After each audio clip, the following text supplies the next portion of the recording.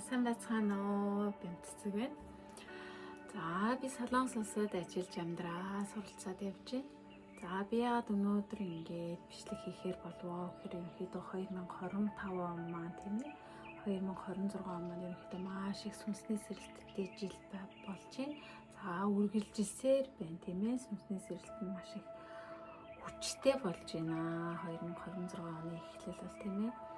За тэгээд би яагаад ингээд бичлэгээр болсон бэ гэхээр ингээ хүмүүс маань ингээд хэрэг болох болов гэдэг үднэс бичиж юм л да. Тэгээд би бас ингээ өөрөө йог бяцлаглалын багш болсон явж юм. Би яагаад ингээ йог бяцлаглалыг ингээд багш болохоор шийдэв гэхээр миний сүнсний туулалтай холбоотой. Миний яг үндсэн мэрэгжил бол банк санхүү эдийн засагч мэрэгжилтэй. За тэгээд Солонгос улсад ирээд ингээ аялал жуулчлал үйл хөдлөлийн чиглэлийн мэрэгжлийг эзэмшээд явж байгаа.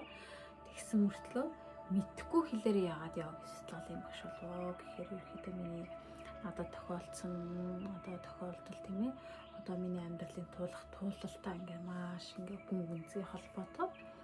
За миний одоо йог бяцлаглалтаа уулзахаас өмнөх бямцэцэг, йог бяцлаглалтаа уулзсны дараах бямцэцэг хоёр тэсэн өөр байхгүй юу?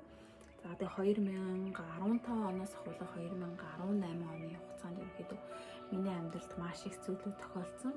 Хүний амьдралд чинь тийм ээ юм чинь шат дараалтаа ингэж багаар ингэ тохиолдох хэрэгтэй байхад ерөөхдөө миний хувьд 2-3 жилийн хугацаанд ерөөхдөө маа гэдэг ерөөхдөө маш богино хугацаанд маш их зүйл тохиолдоод миний сэтгэл зүй бүр ингэ шалаар нэг болоо бэбислаг маань бүр ингэ байхгүй болоод ингэ сэтгэл зүй маань бүр ингэ ахын байхгүй болоод ерөөхдөө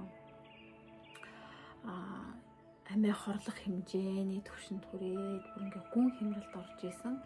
Юм дээрээс өсөрч үзчихлээ тийм ээ. Гэрийнхнийгаа маш их айлгаж исэн үе байсан. За тэгж явж байгаад ерөнхийдөө хамгийн анх Рики бяцлаглалтайгаа ингээ уулзчихсан байдیں۔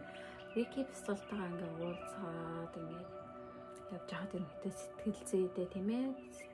Одоо зүрх сэтгэлдээ гүндээ тийм ээ очиасах мэдрэмжийг ингээд авч исэн. Ингээд бусад хүмүүсээ ингээд тайлбарлаад хонглын үзүүрт гэрэл асна гэдэг ч юм уу те зориг мөрөөдлөө олно гэдэг ч юм уу тийм зүйл тэгж тайлбарлах бах. Миний хувьд бол яг тийм мэдрэмжийг мэдрээ тухайн үедээ 1-2 дугаар вангаа аваа тэгээд явж исэн байдгийг.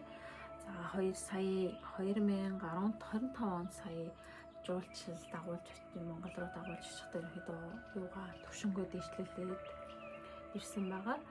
За тэгээд ерөнхийдөө ингээд заавал ингээд ямар ч ингээд аа би үсгэж мэдэхгүй ингээд Солонгос улсад ингээд йог бяцлаглаар ингээд мэдэхгүй хэлээрээ ингээд бүр тэр тусмаа ингээд эдгээл далгаат ингээд хэцүү тал руугаа ингээд мэдэхгүй хэлээрээ ингээд сураад явчваа гэхээр ерөөдөө миний туулалтай холбоотой байхгүй. Тэгээ цаашаа ингээ өөрчлөлтүүдийг ярих гэхээр бичлэг маань маш уртаага отохоор ерөөдөө дараагийн бичлэг дээр хий гэж бодож байна. Тэгээ ерөөдөө 2025 оны төгсгөл болон 2026 оны 3 сар хүртэл ингээ маш их гүн цэвэрлэгээний жилүүд ингээ болж байгаа учраас ингээд хүмүүст хэрэг болох болов гэдэг үднээс йог бяцлаглалыг сонирхож байгаа. Йог бяцлаглалд ингээ орё гэсэн ч айцтай байгаа ч юм уу те ямар нэгэн шийдэд хүрч чадахгүй эсвэл миний тул адил төстэй зүйлүүд тохиолдоод явж байгаа ч юм уу тийм ээ тийм хүмүүстэй зориулагдаад хэрэг болох болов гэдэг үгнээс энэ бичлэгийг хийлээ. Тэгээ дараагийн бичлэг дээр уулзцгаая. Баярлалаа. Баяртай.